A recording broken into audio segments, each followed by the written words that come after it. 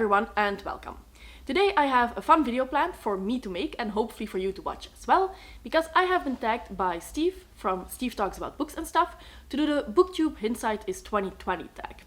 Steve is one of those booktubers that I do call a friend, I hope I can say that, and I'm so glad that I found his channel, that I got to talk to him. Now we're doing a lot of buddy reads, so if you have the time and if you have a little bit more love to spread among small booktubers, then definitely check out the video of him doing this tag down below and check out the rest of his channel as well. I've actually been tagged quite a lot lately, at least for me. I have 4 tag videos planned, including this one, and because I do know that a lot of people don't really like watching these, I am going to spread them out and upload 1 tag video per week. So if you've tagged me and you don't see my response video straight away, that's why. I actually love doing these tags and I love watching them as well, because I feel like there are a lot of topics that we might not make a complete video about, but because we have a tag, we do, and a lot of those topics are actually quite interesting to hear about and to just have a discussion going on. One of these ones, for example, so the Booktube Hindsight is 2020 tag, talks about the one who's doing the tag as a reader and how that was growing up, which is something that I really enjoy hearing about from other booktubers as well. But without further ado, let's get into the tag. And the first question is, what were you like as an early and learning reader? So this is a little bit of a difficult question for me because, as I said in the past, I don't come from a family of readers. My parents don't read, my siblings don't read, and so I wasn't really stimulated to read either as a small child, and I didn't really think about that even. If it's something that doesn't really turn up in your house, you're also not going to want to try it. At least that was what it was like for me. But I am the smallest of the bunch. My siblings are 8, 10 and 11 years older, and when they were teenagers, they loved to read comic books. So I picked up what they read as well. And one of the comics that they loved were the stories that followed a character called Urbanus. And I think that if you're not from Belgium, you're not going to know him. But there's a lot of dirty humor involved that I don't think a small child should read. But I read it, I quite enjoyed it. And that was my first introduction to reading itself. If I went to the library with school or if I had an obligatory read for a class, I always did that and I always enjoyed that. But I didn't go out of my way to pick up books when I was between the age of 6 or 12 myself, because that was just something that we didn't really do at our home. Then the second question is, what book or book series got you excited for reading as a child?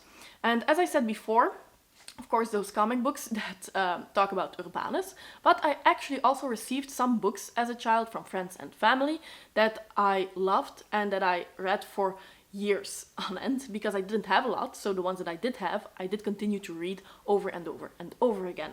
And one of them, because I actually have a complete tower of books that I kept from childhood here next to me, but these are definitely the ones that I've had the longest, and of course they are in Dutch. So you probably can't read what's on here, but you follow a fox and a hare, and they are friends, they live together, and you follow them and their friends.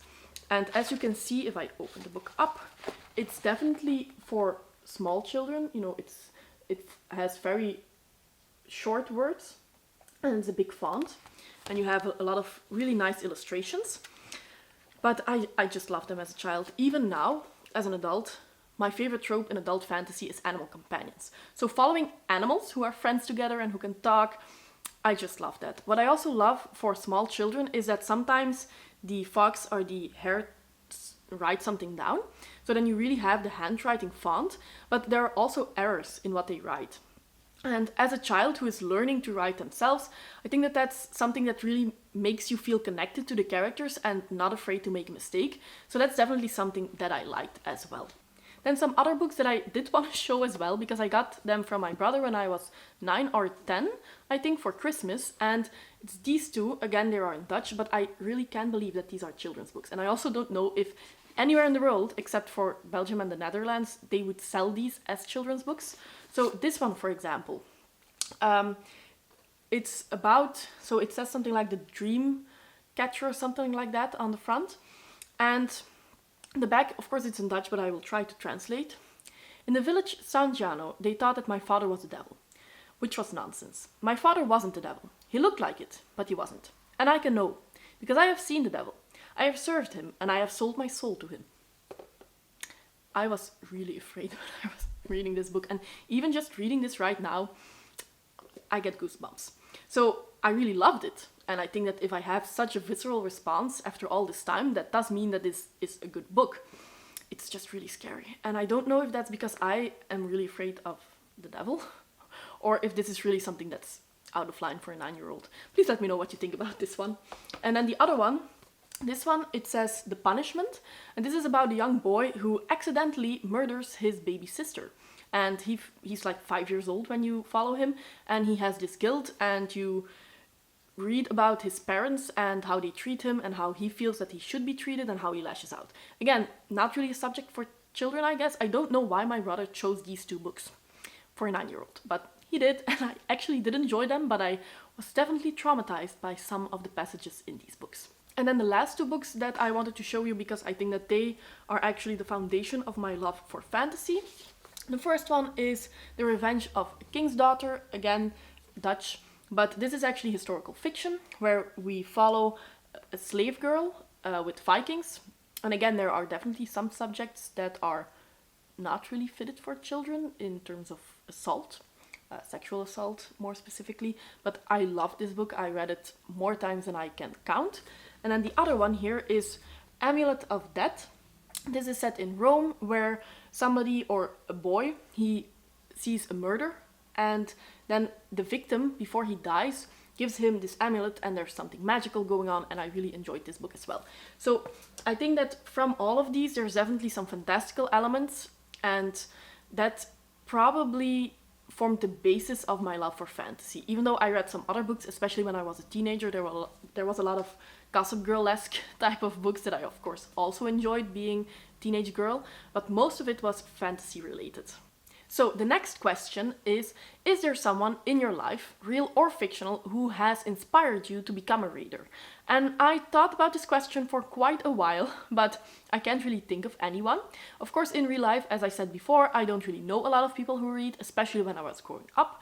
I didn't have a good connection with any of my teachers, and especially as a teenager, I wasn't the best student either, so that might have something to do with it. And then in the fictional world, of course, if it's in a book I'm already reading, so that doesn't really inspire me further. And in movies, I do think that there's one character that I was quite jealous of when I was growing up, and that's Belle from Beauty and the Beast. In the beginning of the movie, she goes to a library and she loans a book, and that just felt very cozy, especially with the atmosphere of the village, and the village is in France in medieval times. I really enjoyed that. But then when she is in the castle of the Beast, he has an enormous library with the staircase and stuff like that, and I really want to have that someday as well.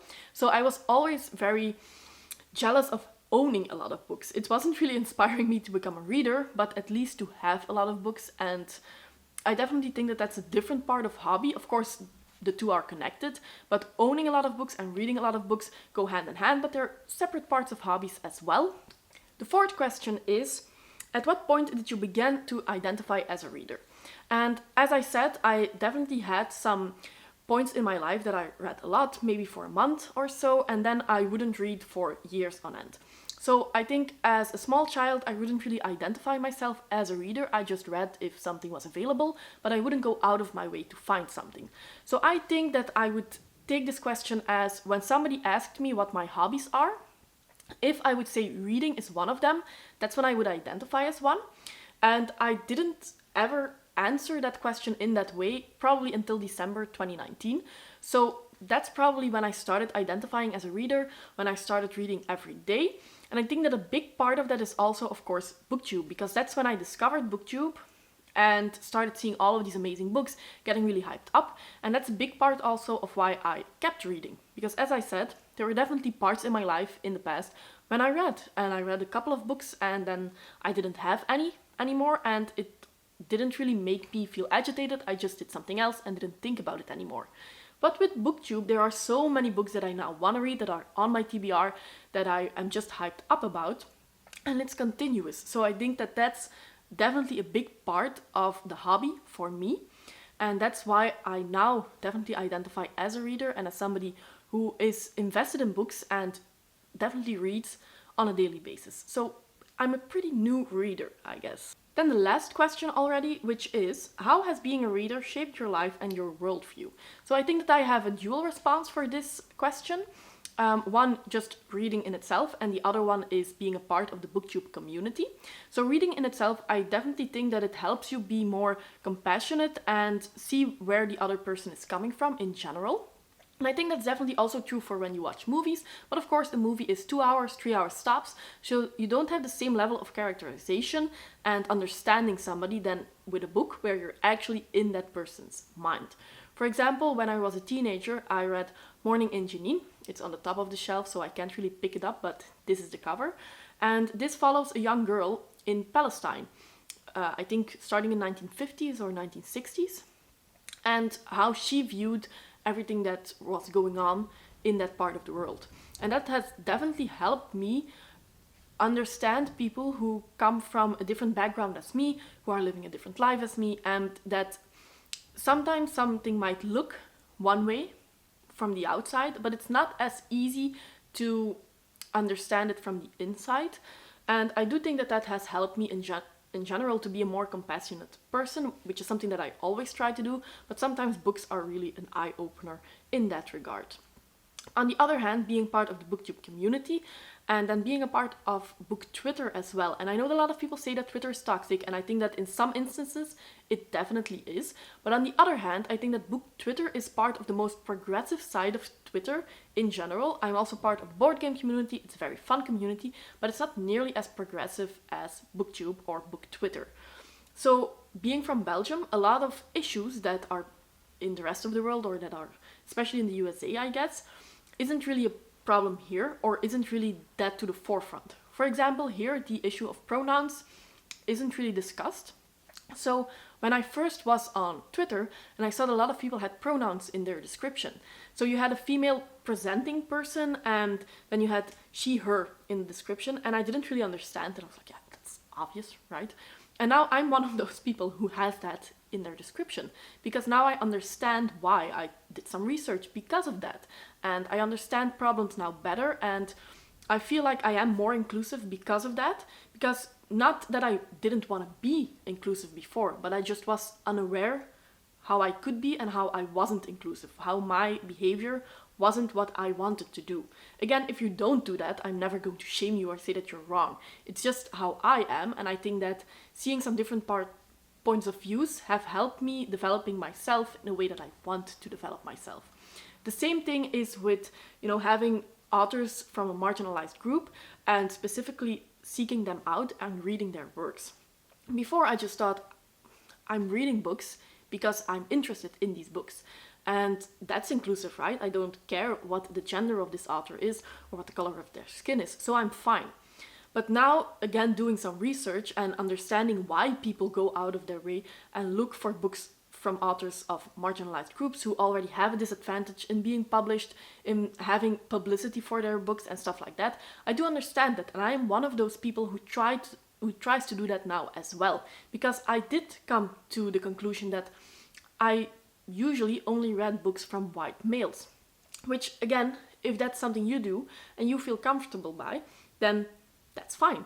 But I just realized that I didn't. And something from the Booktube community, Book Twitter, and all of that stuff, being on Discord with different people, has definitely helped me in that regard as well. So I think reading books and being part of the community has definitely shaped my worldview up to a point where I'm quite happy with what I know, and I'm still open to learn about everything, of course. And then, of course, the last thing for me to do is tag some of the people that I would like to know a little bit more of their history as a reader from. And for this, I am going to tag Sarah Reeds, Joanna, Ramblin' Reader, and Madison Goodyear. As always, if you have already been tagged, you don't have to do this twice, then that's fine. And just let me know that you've already done the video that I can watch. If you don't want to do this tag, of course, you're free to not do it. But I'm just interested in what you have to say. And if I didn't tag you, but you want to do this tag, then feel free to do so. And again, let me know in the comments down below that you are doing it so that I can look out for your video. As always, I hope that you enjoyed this video, that it wasn't too much of a hassle of seeing all these Dutch covers that you cannot really see or understand the title. And as always, see you next time. Bye!